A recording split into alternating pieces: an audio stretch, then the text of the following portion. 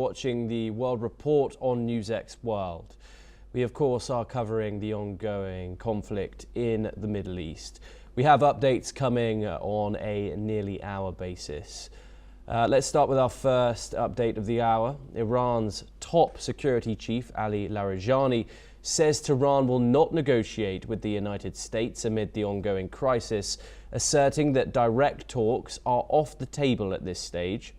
The statement reflects Tehran's tough posture after joint US-Israeli strikes that killed Iran's supreme leader and other senior officials. Joining us in this discussion going forward is Matthew Vadum, an author and journalist, joining us live from the American capital of Washington, D.C. Also joining us is Major General Gigi Davidi, a defense analyst, joining us live from New Delhi. Thank you very much, gentlemen, for joining us here on the broadcast. Matthew, I want to come to you first.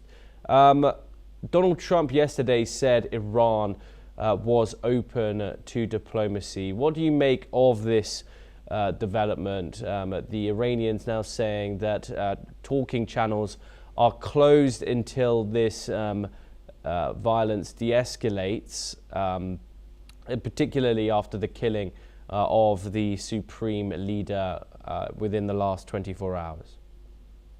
Well, the Iranians are certainly whistling past the graveyard, to use an old expression.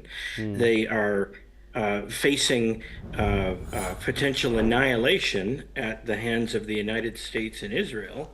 And all they can do is say, we're not going to talk unless you stop attacking us. And this is not a posture of strength. This is just a posture of weakness. So I don't know why they're doing that and why they think it's going to get any respect from a legendarily tough leader like President Donald Trump of the United States. I don't know why they're doing that. Perhaps it's just hubris on their part.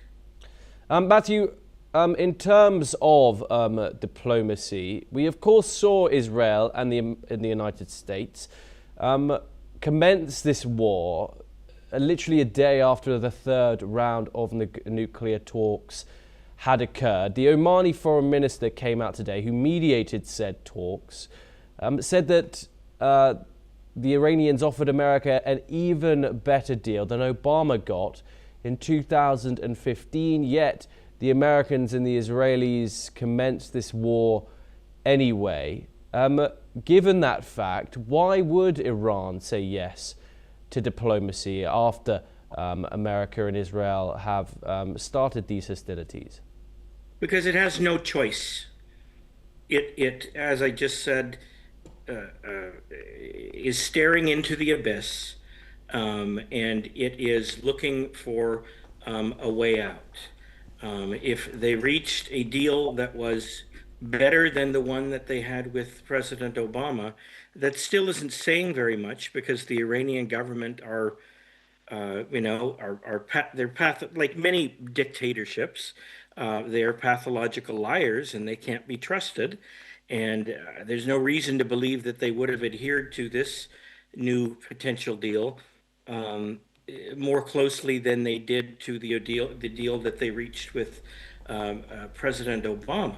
So they are just doing this, I suppose, to stall, to get sympathy from their supporters in the world, who are dwindling in number, and to try to stall further hostilities against the country. And we're not sure what those are going to be yet. So it strikes me as a desperation play. Major General Gigi Davidi joins us now. Given the trust deficit on both sides, how far away are we from diplomacy? Are the chances pretty much non-existent now, Major General? Well, Thomas, the recourse to the war is taken when diplomacy either is stalled or it fails.